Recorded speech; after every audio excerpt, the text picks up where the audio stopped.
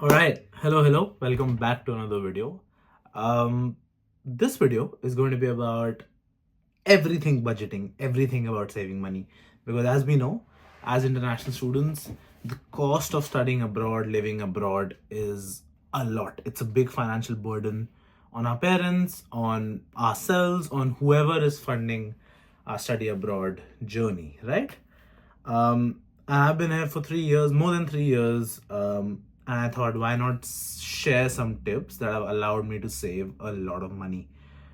Allow me to stay in such a great house, get a MacBook, get an iPhone, get a PS5, get a car, and saving to get a house. Everybody wants to be here, right? I wanted to be here when I started my study abroad journey.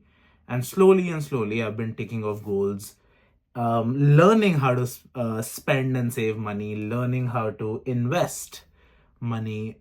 So yeah, I thought, why not make this video and share some of my tips, some of my tricks. Make sure to stay till the end of this video to learn some smart spending strategies on what I used to do as a student and still do on a daily basis. Saying that, a lot of you haven't subscribed yet. Each and every subscribe helps me go and make more and more videos for you, share my experience, and try to add value to your decision, to your study abroad journey. Without further ado, let's get into the video. Now, the challenge. See, the thing is, you're only working 48 hours every 2 weeks, right? You're only allowed to work 48 hours per fortnight. And I've said this in a bunch of videos that your hourly income will be about $26, $27 an hour. On Saturdays, you might get 32, 34. On Sundays, you get 36, 38, right? Let's say on an average basis, you're getting weekend shifts as well. Let's say you're earning $30 an hour. You're only earning around $600 to $700 every week. On top of that, with that money, you're paying your rent, you're paying your groceries, you're going out with friends, you're enjoying life, you're buying things for yourself, you're buying, clothes, shoes, watches, iPhones, whatever you want, right?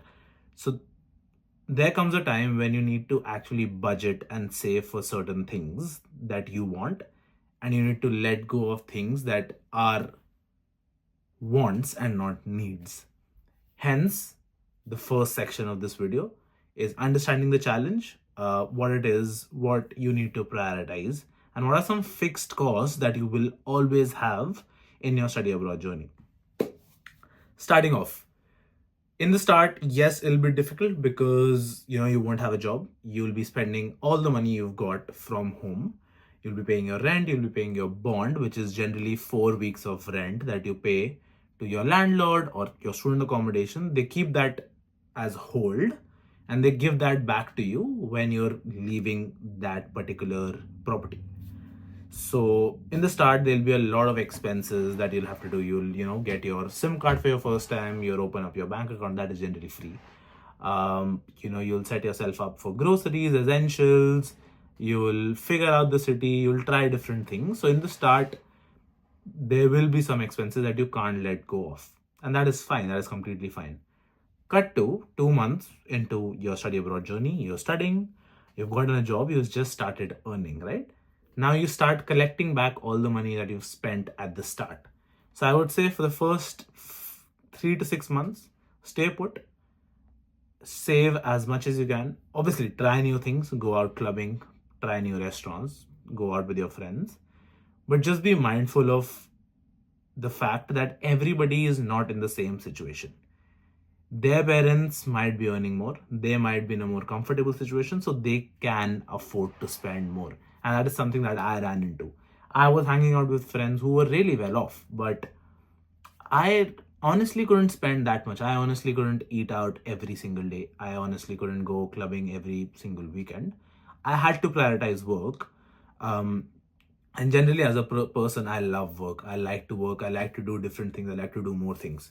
So you need to know yourself first. One, you need to know your financial backup.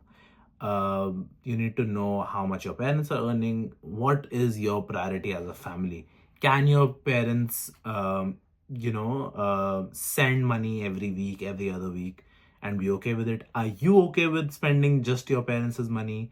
and using your earned income as, rent and groceries and your just living costs. So you need to come to that decision first. Secondly, talking about fixed costs. Let's say you've finished your international student journey, right? You're applying for your post-study work visa. Right now, on 3rd of March, it costs you $2,200 to apply for the 485 visa, which is the post-study work visa. And this keeps increasing on, every on a biannual basis, let's say. So 2200 as of now. PTE or IELTS, either or, I would say PTE would be, I think, $450 to $475. You're getting a police check, which is another $50. And if you don't want to do this process on your own, you go to your agent and you pay $500 to them. So expect to spend $3,000 to $3,500 once you graduate. So make sure that you have that collected, saved at the end of your 2-year master's or 3-year bachelor's, whatever. So keep that into account. Those are fixed costs that you have to pay. And I'll tell you something as a mindset as a student. Once you start earning on your own, and once you've spent 1.5, 2, 3 years in a country, you don't want to ask for you don't want to ask for money from your parents, because you feel that you're capable enough to support yourself, right? So you don't want to ask for money. That is why I'm saying keep these fixed costs with you. Secondly, a car. Sometimes commute becomes really, really difficult.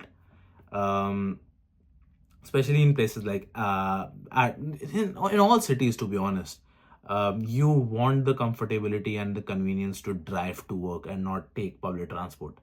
So a car, I would say, if you want a dependable car, anything from 5 to 7 grand, $5 to $7,000, you need savings for that. So I'm just telling you the facts. This is something that you learn when you come here, obviously. But as someone who spent more than 3 years, I'm just telling you that these things will keep popping up. So you need to prioritize. You need to see what you want and what your need is. Sometimes your car can be a need more than a want, because you need a car. You can't get by without a car. So yep, those are some fixed costs. And until you start working full time, after which things get easier. Another thing, during holidays you can work unlimited hours, so maximize that opportunity, earn as much as you can, because then all the extra income you can, go to your car fund, to your visa fund, to your, let's say you want to get a Nike, Air Force, whatever, that fund. So start having different funds and start thinking of different things that you want to get. Coming on to think, tracking your income and expenses. One thing I used to do as a new student was I had a budgeting app on my phone, and I used to be so strict with that everything I used to put on there. Let's say I'm spending $33.5 on groceries. I used to go and put it in there. I'm getting a $3 protein bar. I used to go in there and put that in. And every month I used to get that, oh, I'm spending X amount on food. I'm spending X amount on going out. I'm spending X amount, wherever. So that is one thing that I really, really did at the start. I don't do it now, because I have fixed expenses. So I know, because I've come into a habit where I know where I'm spending, what I'm spending, and how much how much should I be spending, basically. So that's coming on to the next one. Prioritizing needs over wants. Again, see, there are some fixed costs that I said. Visa is a fixed cost. So that is, you can't prioritize your wants over that cost. Sometimes car can be a want more than a need. So do you actually need a car, or do you want a car? Whenever you're making these sort of financial decisions, ask yourself, if you want a PS5, do you need a PS5 or do you want a PS5? When you're getting a PS5, will you even have the time to, play? Do you have the time after your uni, after your work, after networking, after spending time with friends? Do you actually have the time to, get a PS5? Gym membership. Do you need a gym membership? Do you want a gym membership? Now, I'm not saying that you don't go to the gym, but there are some people who haven't gone to the gym, or have no want, or have no they don't have that internal calling to go to the gym. So do are you just wanting to go to the gym because your friends are going? So these sort of questions you need to ask yourself, and you need to be true to yourself that what is your need and what is your want. Now, coming on to the smart spending strategies that I promised you at the start of this video. These are not out of the box. These are really simple things that you keep doing on a daily basis. You'll keep spending. You'll keep saving money. One, get a Ziploc bag. So in Australia, there's nobody who uses cash.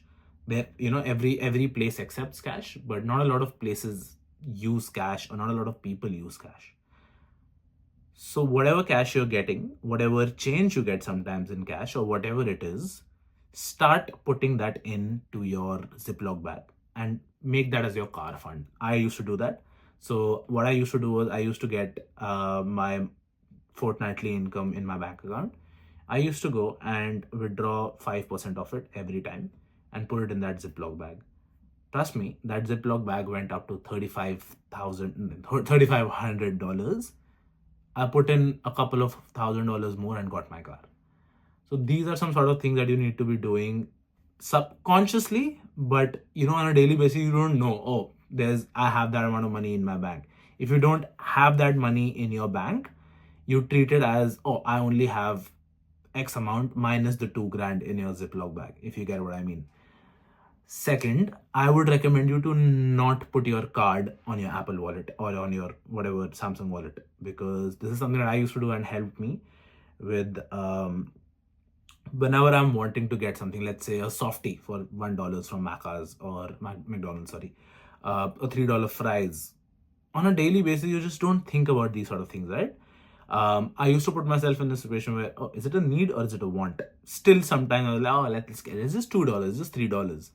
But the physical action of putting my hand in my wallet, taking it out, putting my hand in my pocket, taking the wallet out and getting the card and tapping, I was like, So I used to give myself that time to think about things, and I would not end up going forward with the buying these sort of small things, or eating out, or getting something for $6, $8, whatever. And I ended up saving a lot of money. Still to this day, I don't have Apple Wallet on my account, or I don't have my cards on my Apple Wallet, because I don't want to make these sort of swift transactions, because I need to give myself some time to think whether I actually want to do that or not. Third, again, as I said, download a tracking app, keep putting everything on there, keep putting your income on there, expenses on there, everything, just keep tracking it. And once you get your own range, that is when you stop letting go. That is when you stop putting everything in there, and go live your life without a tracking app. Fourth thing, small things while going grocery shopping. Like, for example, in Australia, getting a bag, like a paper bag, costs you like 25 cents. Sometimes if you're getting more groceries, it might cost you 50 cents or $1, because you need a bigger bag, a more durable bag. Get that once, get that twice, and start taking that with you during grocery shopping. Because every time you grocery shop, be that 2 times a week, be that once a week, if you keep spending on that bag again and again and again, even though it amounts up to $20 to $30 for the whole year, but those are $20 to $30 that you can save, right? In Hindi, there's a saying, "Boon boon se sagar banta hai," like, which is a saying in English, which is like, every drop counts for then it to become an ocean. So every single thing counts when you're trying to build wealth. Fifth thing, while grocery shopping, there are things like everyday rewards card, and your what is it called, flybys.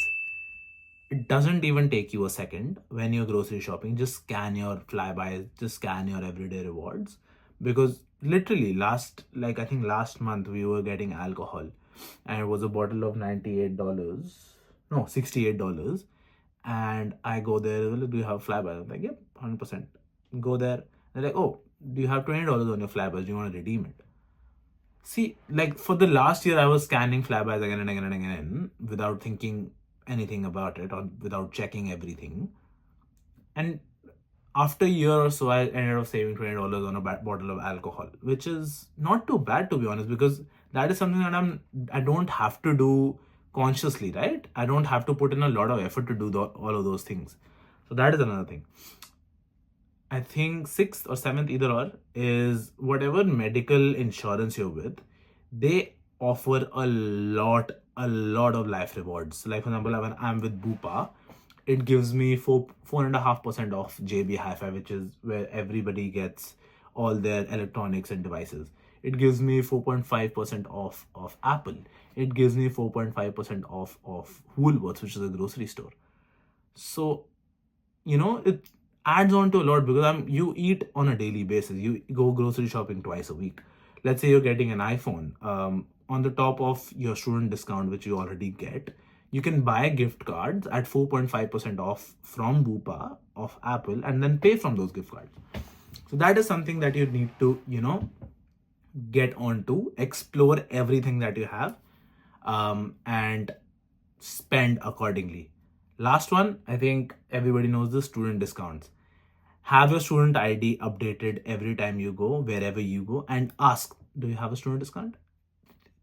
It's all right if people say no, because here every organization and store has student discounts. So as long as you're asking, as long as you're asking the manager if you have student discounts, they'll ask for your valid student ID, you show them, and you'll get 10-15% off of literally everything you're buying. So why not, right? To finish this video off, something that I used to do was I always used to have a safety net in my bank account. It started off with $500, so there should be $500 in my bank account at all times. Went up to 1,000, there should always be $1,000 in my bank account. Went up to 2 grand, went up to 5 grand, went up to 10 grand. At this point, it's around 15 to 20 grand. That 15 to 20 grand should always be in my account. If I want to get a car, let's say, and it's like 10 grand and I'm at 22, I won't buy that car because I need to make sure that in my bank account, 20 grand should always be there. So once you start making promises to yourself and start living up to them, that is only when you will be able to save. So this last one is a game changer for personally me, because I don't make big financial decisions if I don't have that minimum bank account on me, bank account balance on me. So yeah, that was, last one, I just remembered, was that I have multiple bank accounts. So I have one with Combank, I have one with Westpac. I don't need to pay the account handling fee to either of them. What I do is I get my salary in my Combank and I straight away send it to Westpac. And Westpac becomes my saving account, which gets more interest on a daily basis. So see which bank organization, which bank app has more interest and store it there. All right, that was the video on everything budgeting for international students with part-time jobs or on a budget. If you have any questions, feel free to reach out anywhere and I'll be happy to help you out. If you have any questions, send it down in the comments as well, and I'll see you in the next one.